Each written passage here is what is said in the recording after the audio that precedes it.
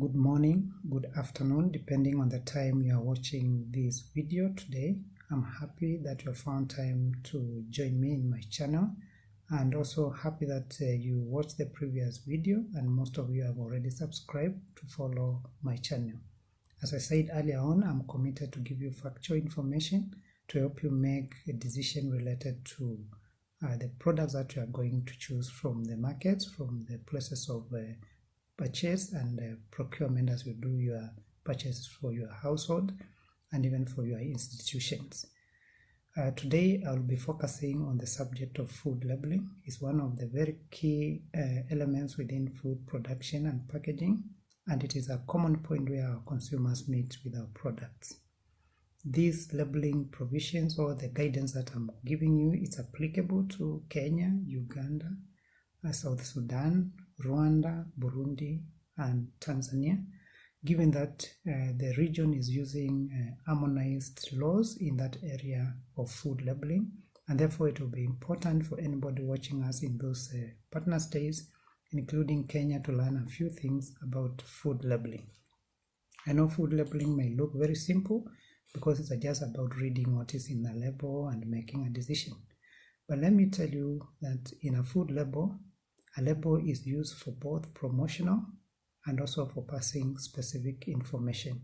But in most cases, we see the promotional element, we see the brand name element than the information that is intended.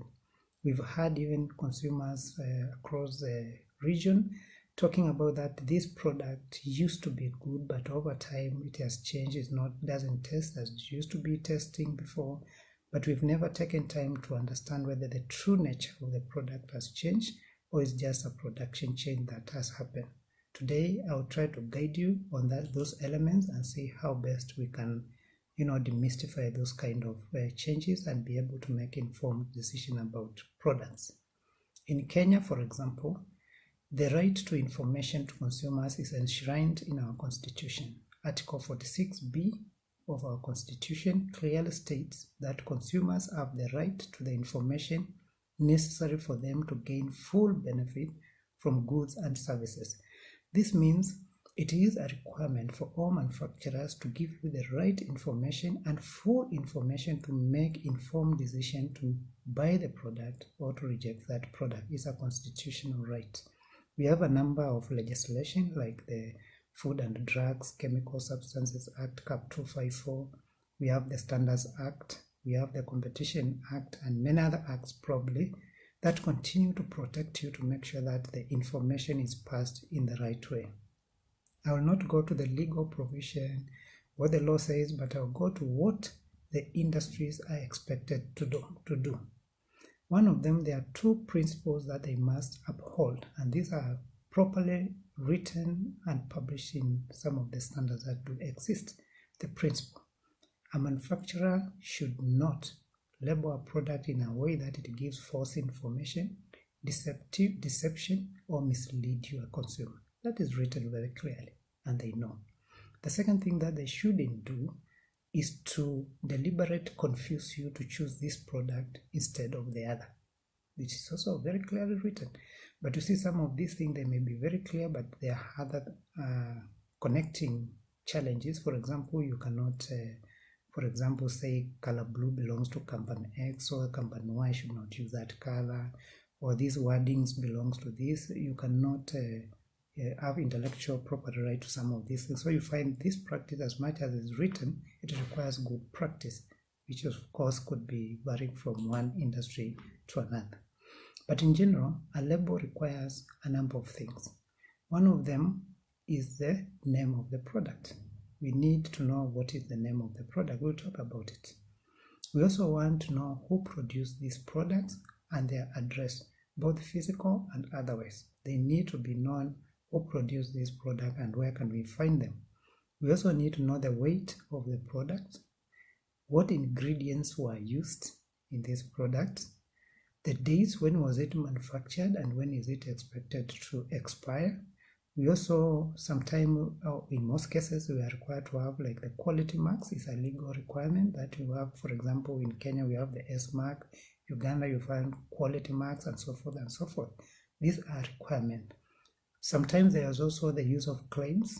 They want to say this product is better than this because it contains this and that and all those kind of things. And some endorsement. You find some products with an endorsement. A lot of information, which you find them covered in that small label, in that label, and you wonder now, how do I read it? How do I know what they are talking about? How do I know which claim is used rightly? In this first part of my series, we'll be talking about the general requirements, and I will specifically focus myself on two elements: the name of the product and the ingredients. Then in subsequent videos, we'll be looking at other important things on labeling. Let us start with the name of the product. In other areas, they say, what is in a name? Yes, in a name there can be business. In a name there can be negative influence. In a name there can be positive influence. And I'll use an example of one of the sector. This is common. I don't have enough time to go to every product, so I'll just choose one product for purposes of elaboration. I'm using the juices, the beverage sector, the soft beverage. I'll not talk about the alcoholic beverages, but I'll focus myself mainly on the soft beverages. We have the juices, the drinks, and so forth and so forth. And we are talking of the name of the product. So when you set yourself to go to the supermarket, do you get the right product as you intended? That's a question I'll ask. If you walk around your shelves and you look at the juices, the drinks, the beverages you have, is that what you wanted to buy? Let me take you step by step on this sector. We have what we call a juice. The product will be labeled, for example, orange juice, no other name. Where it is a juice, it means the fruit content is or is about 100%. I'm saying is about because technologically and scientifically, you may find that you cannot produce 100% juice and still package it and avail it to the market. At times, it's allowed to have a certain percentage of water so that the technological processes can take place. You find, for example, something like mango, which is very thick. If you put it at 100%, probably you'll not be able to process it. So you find that they are allowed to use maybe 10%, 20% of water, and then the other one remains to be juice. And then they process it and pass it as a juice drink. Some other products like lychee, for example, or lemon, for example, is too bitter to make it 100%. Probably you'll not be able to take it.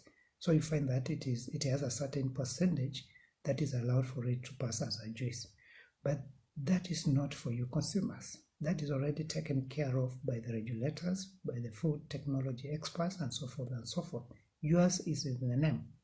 So when they say an orange juice, it should be labeled as such, and it means the juice content is at that very high content level. We've heard of products previously where you are saying the juice has not been testing as it used to be tested. I'll not go for brand names, but we know that. That is a juice. The second part of that beverages is what we call drinks. All right? You find it is written orange juice drink. In that case now, the law requires them to have only 10% juice content. The rest is water. And you read some of these products, you find the ingredients, they are telling you there is spring water, there is pure water, I don't know what type of water. But what we are saying is juice content there is only 10% minimum. Some industry will give you 15% for marketing purposes or for the other reason, maybe 20%, but the requirement for it to be labeled as a juice drink is 10%. Which means if you get a product written orange juice drink, mango juice drink, apple juice drink, etc., it means you should know, what you should know yourself is that at least 10% is what is juice, the rest is water, some additive, adjustment additive, and other things that will be added to this product to make it a complete drink and packaged and presented to you as such. The name there will be orange juice drink, mango juice drink, and related terminologies. The last part of the beverages is what we call the flavored drinks. It could be passed as flavored juice drink, or it could just simply be called flavored drink. That is the last category. In this category, there is a requirement if they want to use a picture of the orange, for example, the regulations require them to only have 5% of juice. If I add up to 5%, then I will pass it as a juice, as a flavored drink with a pictorial. So in short, what we are saying in a name, you find, for example, in the beverage soft drink areas, you'll find one product is called an orange juice. We have next to it an orange juice drink, and then we also have an orange flavored drink or an orange flavored juice drink. The key word here is juice without another word. The second one is a juice with a drink. The drink word must be there. And the last one is a flavored drink. Now, it is upon you when you are going to the supermarket, you choose what you want. If you are going to buy a juice, you read the name of the product and you must read the word, the fruit you are looking for, juice. If for some reason you just want something to refreshen yourself and you don't mind what you are taking, just read what you are taking. Is it a flavored drink or is it a orange juice drink or a juice drink for that matter? So it is you now to choose based on the name. And we will be looking at this product. Even in other products you find, for example, in the sector of margarines, you'll find there's a margarine itself, and then there are fat sprays with various levels of fat content and the rest. And this happens in most of the products. It is even more complicated when it comes to blends. You find, for example, in the edible oil sector, somebody would want to give you an olive blend, call it a olive something blend, or another type of blend, corn soya blend, and so forth and so forth. In that naming, the naming also means a lot. It means if I call it olive palm blend or olive corn blend or olive another oil blend, it means the olive is a significant amount in that product. So you find that in most cases you just be called blended oil or blended something. So these are some of the things that you find in a name that you need to look carefully and choose from. Even when you go to the cooking oil sector, for example, you just need, you find there are many brands, place for you to choose. It is, you don't know which one to choose, you look at the prices, they are very different, go for the name. If you are choosing a palm oil, choose the cheapest. That's what I'll put it to you, because they are all the same, from the same source. If you are looking for a corn oil, go for the corn oil and choose the cheapest because it's corn oil, or choose the expensive depending on your choice, but know you're buying what type of product. The brand is also good. I'm not dismissing the brand issue. The industries have put a lot of effort to build their brands, but again, as a consumer, to me, go for the name of the product, which is very, very important to me. And this, when you walk around the supermarket, you find it is there, and most people do not know or have not been keen enough to identify the name of those products. You have an opportunity to check on it and always come back to my channel. If you need further elaboration, I'll be willing in subsequent videos to look at that. Let me also now focus briefly about ingredients, which is also another very, very important area and where most of us also miss the point. Ingredients. You ask yourself, what is contained in this product? And in this case now, you wonder, do I pick this product or there are similar products? Could be a bread, it could be a margarine, it could be another thing, but you don't know what is the difference. Let's read the ingredient. The first thing you should know is that the ingredient of any product, it is in the descending order of the amount added into that product. As you read it, what you start with is the most in that product, and it reduces to the end depending on the weight that is added on that product. That is very important. And more important is also to read them in details to get to know what is this product containing. And I will draw you attention to two specific things that are very key. There is the issue of allergens, where, for example, you could have a child or yourself is allergic to a particular type of ingredient, and it is in this product. If you fail to read it properly, you consume that product and you have some allergic reactions and you may not know where they are coming from. It is important to read. I'll give you, for example, nuts. Most people are allergic to nuts, and they have different severity of allergy. So if a product has been added a nut, it will be clearly listed in the ingredient, and it should also indicate it could be a source of allergen. That is not English or something just to make you happy about it. It's passing very vital information for your use. We need to read this ingredient and know exactly if it is a bread and buy, is it only wheat, fat, and salt, or what else has been added in this product? Another important part comes to the food additives. I know these are subjects that we'll have to have enough time to dwell into it and demystify it, but right from the onset, I would say the use of food additives is unavoidable in food production. I'm saying this as an expert without poaching for their use, but responsible use is what we go for.